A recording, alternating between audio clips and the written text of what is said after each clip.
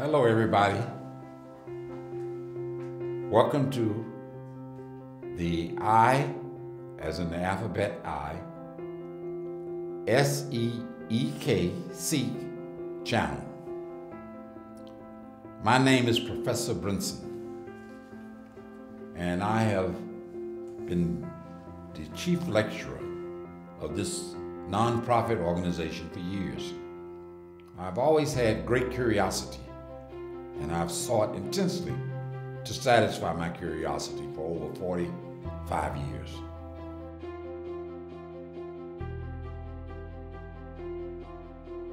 This subject matter, as I said in the last conversation, will revolve around human attention.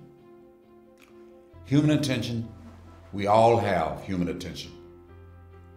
Human attention is a very fascinating subject. We all feel we already know human attention. So what does this crazy man mean talking about human attention when you feel you already know? You really do not know. Let me explain the deeper aspects of human attention. Attention is a slice within consciousness. It's a small slice. Consciousness is defined as the ability to be aware. The more awareness you have, the more attention you have. As attention or as awareness expands, it can expand to every inch, every crack, and every crevices in space. Really, that's the definition for God. Consciousness is the definition for God. God is defined as total consciousness because He's everywhere present. He's all powerful. He's all knowledgeable. He got everything, and He can create anything that exists in the creation. So consciousness is a wonderful thing, and we all are conscious. Everything in the universe is conscious. There's no such thing where consciousness doesn't exist, no space where consciousness doesn't function. Consciousness is one of the most wonderful features inside of the human body. But attention is the power which gives you access to consciousness. It is a slice. Attention has a quality of mobility about itself. It can move as well as become a transportational device. I'll try to explain the transportational device, which is difficult. I'll try to use the right language, but let me define mobility. You can be in this room, or you can be in your home looking at me. A child can run up to you and interrupt you, and you can still be looking at the TV, or the telephone can ring. You're still trying to listen. And if you divide your attention, you won't be able to pick up everything. But if you concentrate it, you may tell the child, look, be quiet, let me watch this program. And if you listen to the child, you won't pick up on what I'm saying. I'm sure many of you have walked the streets and had all kind of problems in your mind. I got to go to work, I'm late, they may fire me, I got to pay these bills, I'm behind in this and behind in that. My wife is arguing with me, she's talking about taking me to divorce court. And as you walk the street, you see a friend. And the friend says, hello, John. And you say, hello, you don't even see the person. The person may call you in 2 days and say, John, why were you on State Street? He said, what do you mean? Don't you know I spoke to you? I really didn't see you. You don't want to say that, so you pretend like you've seen him. So people have that experience all the time. Attention can be looking at something and not pick up on it at all. That's the mobility part of attention. It can move to another area of reality. It can also transport you. As it moves, you can go to New York and say, oh man, it's fascinating. I want to travel there. Mobility and transportation are one thing. Attention has the capacity to probe and ask questions. It can be like an investigative tool, a probing device, an exploratory instrument. It can become a magnification apparatus. It can focus in. It can shut down a part of reality and focus and concentrate on another part. It has all of these features. It's like a tool. And even though it's got those features, it has the capacity to look at different aspects in reality. It can move towards certainty. It wants verification. And at the same time, it can raise or lower its level of awareness. Human attention is the second most powerful source next to the Almighty Creator, which some people call the universe, other people call it God. Let me repeat that. Human attention is the most powerful source, second only to the power of the Almighty Creator. That's a strange subject to me. Strange thing I'm saying. How can human attention be so powerful? You living in this frail human body, you can't heal yourself, can you? You can't perform miracles. You pray when you're in trouble to God, but you are a miniature expression of that power. He's the superpower. How does human attention work in the human body? Human attention works by you coming in contact with another human being who teaches you how to concentrate attention. First, when you take birth, you start with your parents. They train you how to use the potty. As you grow older, you learn these different things about using the washroom. And then they teach you how to dress your clothes as you start going to school.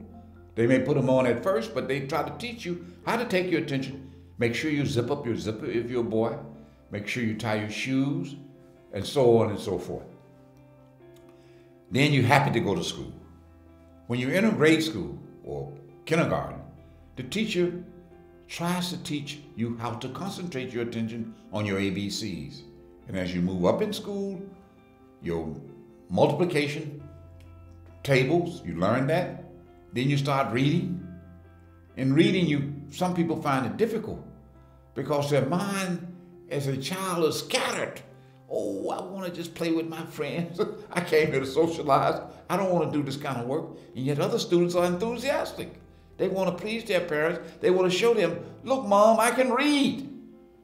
So if you fall in the positive category and blessed with children that are not rebellious and hyperactive, you're lucky as a parent. Those children concentrate and they become very studious and they achieve good grades. As they grow up and go to high school and fortunate enough to graduate from high school and enter college, then they get into more difficult forms of concentration. They start studying subject matter like algebra, calculus, geometry, trigonometry, physics, physiology, and other types of philosophy. So many different subjects they study. And those who get A's and B's, they concentrate and they spend long hours practicing, which is very important, practicing, putting their attention upon something or subject matter. And they go into athletic activity. They can become great football players, great basketball players, etc. Let me give you an example of a person who will concentrate in the sports area. All of you who listen to me know him. If you first in this area, you become always remembered. Let's go back into the early part of the 1900s. Babe Ruth. Everybody's heard that name. He concentrated greatly in the area of baseball and achieved a record that lasted for several decades until another person came along and broke his record. That person will be remembered, but not so much as Babe Ruth. Let's look at the basketball arena. Michael Jordan, who played with the Chicago Bulls, won 6 championships. And he was a fanatic. This man was serious. He loved the playing of basketball. As a matter of fact, he would say to some of the reporters, shh, I would play the sports even if they didn't pay me anything. They paid me millions of dollars for something that I enjoy. But don't tell anybody. Mike would go out on the court, and there was a group of reporters I remember watching or hearing this when he played for the Chicago Bulls. The reporters asked him a difficult question. How many points are you going to hit tonight? I think he was playing against Cincinnati. I forget the name of the team. How many points will you score? He said, I get my normal average, which is 35, 36 or more, depending on the circumstances. And they said, what if a circumstance developed, because we heard through a rumor that they're going to put 4 mans on you. He said, that's no problem. But that's a rumor. These people who are challenging me, they want to win too. The maximum they put on me to try to stop me is 3. And I welcome them. If they put 3, they won't be able to stop me. Because I'll come down court, 3 men's on me, and I pretend like I'm a drive, and I'll shoot, hit all net. I may shoot a 3-pointer. The quarter lasts about 12 minutes. If I hit 3 3-pointers, that's 9 points already. I'm 1/4 of the way of achieving my goal. But what if they tighten up on me? I can drive and dunk, or I can pass it to another person. If I keep passing it, they're going to say, forget this man, let's keep 1 or 2 men on him. So I can easily get my points. And if they foul me, you've seen me going to the free throw. I can shoot, I close my eyes, because it's the confidence inside of me, which allow me to see the basket. And I shoot and it goes in. You've seen me do that several times with my eyes closed. Not too many people I've noticed in the NBA dare do that. The coach gave me a lot of leeway. Therefore, we won these championships. And we could have won more had the coach decided to pay the other players and give me a few more dollars. I'm not concerned with dollars. It's just a matter of respect, because they made millions of dollars off my performance. So I ended up retiring early. I came back again, played baseball, and did some other sports. So concentration is very important. Let's look at the scientific arena. Dr. Carver, Dr. George Washington Carver, the black scientist who lived during the first half of the last century. He was a slave. He was sold into slavery. His master, after a few years, went and bought him back from the other master and traded him for a horse, which was worth about $300 at that time. Dr. Carver eventually went to school, but he always had a fascination for the study of plants. And his 2 favorite plants, even though he studied many, were the sweet potato plant and the peanut plant. So when he went to college, he was discriminated at the first university, I guess because of racism. But eventually he graduated from another college. And while he was at that college, he studied botany and chemistry. He majored in those 2 subjects. And when he got out, he ended up getting a job. He was fascinated with the study of the sweet potato plant and the peanut plant. Eventually, to make a long story short, he worked for Tuskegee University, of which he was one of the original founders, and he took most of his money and placed it there and raised money so that that institution, which is in Tuskegee, I think now, Oklahoma, is still operating. He grew up and he studied the sweet potato plant so ridiculously, with so much concentration of attention, that the peanut plant had no choice but to surrender itself to the concentration of Dr. Carver. Dr. Carver concentrated on the sweet potato plant. The sweet potato plant also had no power to resist. It also surrendered itself to the concentration of the power of Dr. Carver's attention. Dr. Carver could have come up with more than 400 different discoveries from these 2 plants. With the peanut plant, which was his favorite, he came up with over 300 different inventions and discoveries. He discovered many things: dyes, paint, medicine, etc., and rubber. During the early 1900s, Henry Ford, the great manufacturer of the automobile, Ford automobile, he was a great concentrator too on machinery. And he put a lot of attention and made millions of dollars by coming up with the assembly line and producing automobiles cheaply and fast. He was the first one to do this, to create that assembly line in the manufacturing of automobiles. So Henry Ford was no fool. He was a comrade, contemporaneously living with Dr. Carver. So he went to see him. He tried to persuade him to leave Tuskegee. He said, look, Dr. Carver, as a professor, how much do you make? Dr. Carver said, I get enough income to take care of myself. I'm not married. I make about $1,500 a year. So Ford looked at him with great enthusiasm and said, look, I can give you 6 figures if you come and work with us. I want to know how you make rubber from peanuts. I'll pay you a huge amount of money. Dr. Carver turned him down and said, Henry, he called him Henry, you can call me George. I'm an ordinary sharecropper. I spent all of my time, all of my life, even when I was in slavery, studying plants. I love these watery entities. They fascinate me. And working in a plant, dealing with cars, even if you paid me $1 million, I wouldn't want to be there. I'm not that concerned with money. Later on, I, myself, having an interest in science and in Carver and in other scientific figures, I met a lady on the south side of Chicago. Her name was Dr. Fulton. She had a health food store. At that time, I had written several books along with a friend of mine. We wrote books on philosophy, vegetarian food, and things like that. So we had sold her several books on vegetarianism, as well as other health food stores. So when I visited her facility, I asked her, she was much older than me. I asked her, I said, have you ever met Dr. Carver? She said, of course. I met him, and I had a conversation with him. I said, tell me about it. I was very enthusiastic to hear what she said. She said,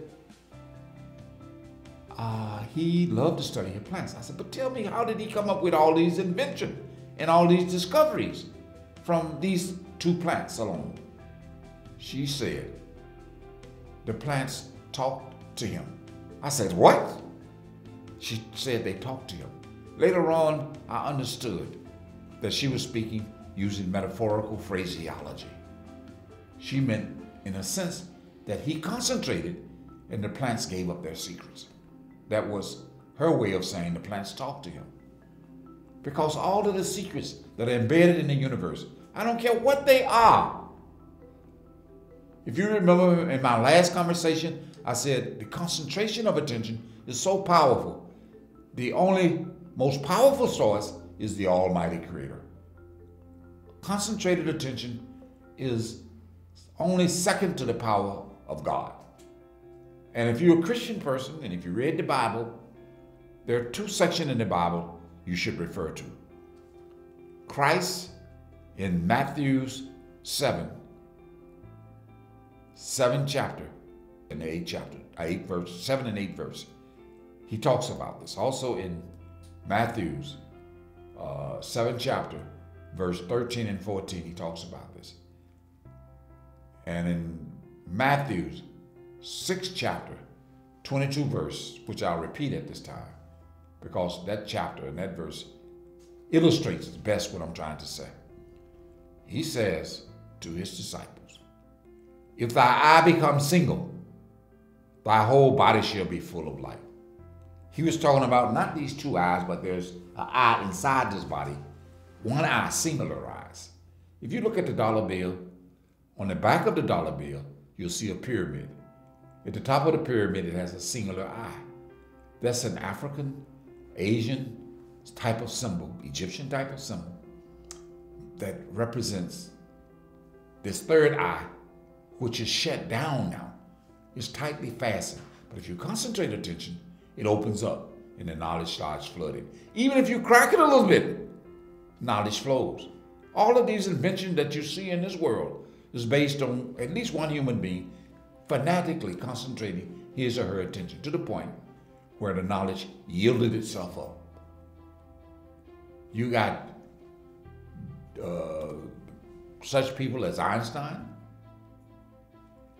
You got the inventor of the telephone, the smartphone. He came up with the smartphone. He never graduated from college. You got people like Bill Gates. You got other intelligent people. If you go deep into the past, Jesus Christ was not the only one who talked about this concept. You'll find this concept expressed in all holy books. But since the majority of the people I'm talking to today are Christian, I'll leave you with one note, one more statement in the Bible. Matthew chapter 23, verse 33, where God is saying to anybody who wants to seek him and understand more about human attention, he says, you must learn to love the Lord with all thy mind, heart, and soul. Full stop, period. He's talking about fanatical concentration of attention. All great people talk this way. If you go in the area of science, Einstein talked the same way. Einstein didn't like mathematics. He was bored in college. As a matter of fact, he flunked the matriculation exam or the entrance exam into the most famous institution in Germany. This institution is located in the northern part of Germany, and he failed that exam, but he told his friend Marcel to take notes because he was not interested in what the professors or how the professors taught. Einstein was more interested in his own solitude and in his own, what he called, talent of imagination. Imagination is a very important thing. Einstein would conduct thoughts experiment in his head, and he came up with the famous equation, E equals mc squared, which I'll go into at a later date. I don't mean to go off so much into a tangent, but concentration of attention is very powerful.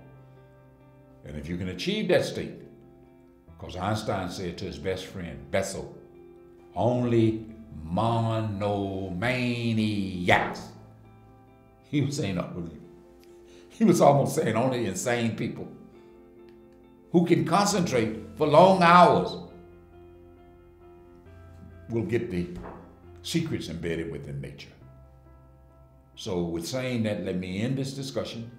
If interested, if any of you in YouTube land wish to write our research department, please feel free to do so.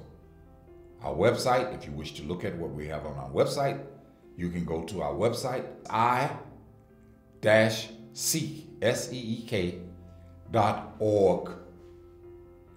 and you can find more talks that we had on this website.